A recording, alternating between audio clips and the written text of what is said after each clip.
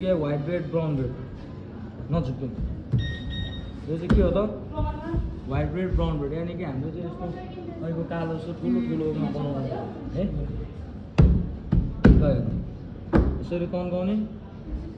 हो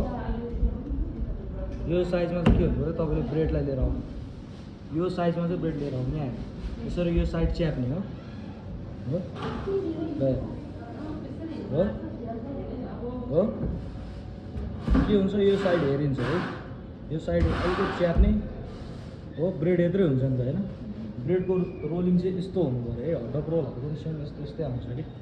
है कुनै कुनैले त्यसरी गर्छ के हुन्छ त मोल्डरमा राखिन्छ माथिबाट तेल लाउँछ हामीले यसरी के गर्छौँ त अब प्रेस गर्नु मोल्डरको आकारमा प्रेस गर्नु